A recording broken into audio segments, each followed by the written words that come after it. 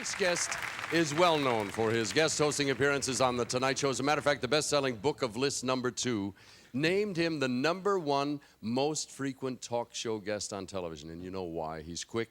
He's never at a loss for words, and his words make people laugh. Ladies and gentlemen, David Brenner.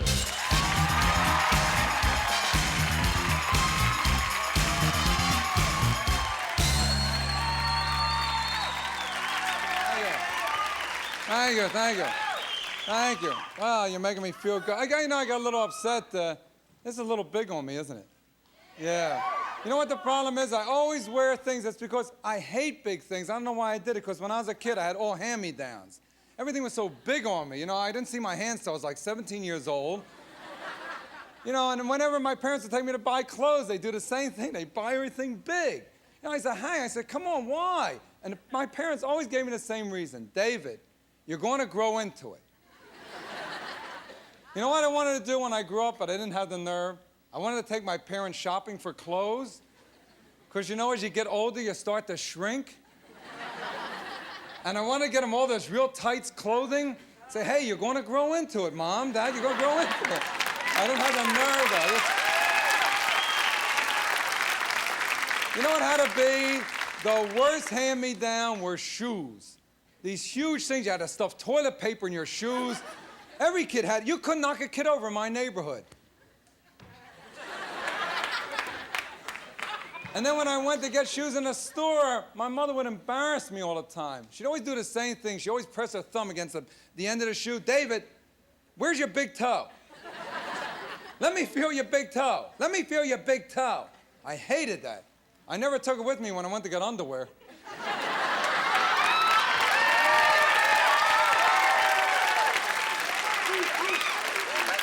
You know, but I did. I always dressed funny as a kid. You know who dresses funny to me?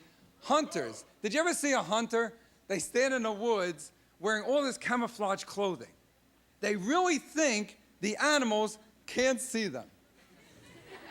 I mean, that would be like a moose comes in your house with a picture of a chair on it, you don't notice it.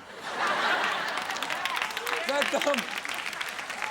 You know what else is? I'll tell you something that's really dumb. Did you ever notice whenever the federal government doesn't know what to do about one of our problems in the country, they do something very dumb instead of admitting they don't know what to do? Like, there were 14 cases of the bubonic plague were reported in Idaho, or one of those states you forget right after you get out of high school.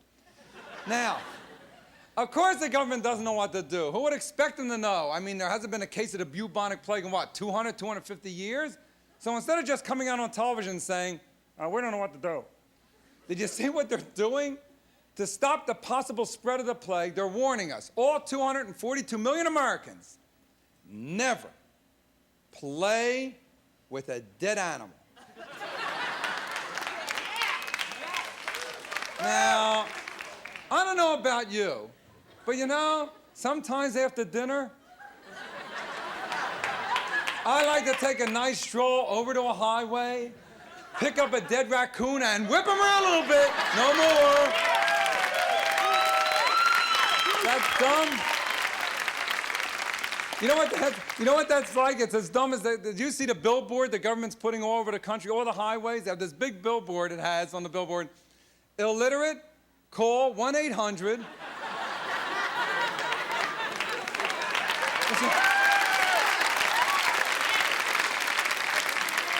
I'll tell you another dumb one. This really bothered me too. When the FAA, I'm afraid to fly. Why did they have to tell us that birds get caught in the engines of planes? Now I gotta worry, my whole future depends on some bird not saying, life sucks. And then, I almost wrote to the FAA to complain about a pilot who scared me. Can you imagine a pilot scaring passengers? Oh yeah, we were flying. It was a non-stop flight, New York to LA. We're up in the air in about an hour and a half. It was actually a smooth flight. I just started to relax. I got done throwing up. I was going to read. Did you ever look on the other side of an airsick bag? There's a coupon to get film developed.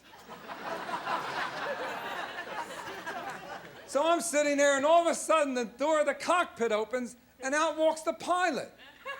He's walking around the plane saying hello to everyone. It's his visitation period. I hate that. To me, that's like being in the back of a car. All of a sudden, the driver climbs over the seat. So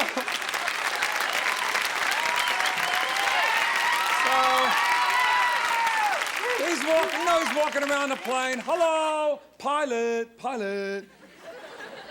And he recognizes me. Now, he comes over to me. Now, we're flying nonstop, New York to L.A. You know what he asked me? He scared the hell out of me. He goes, where you going?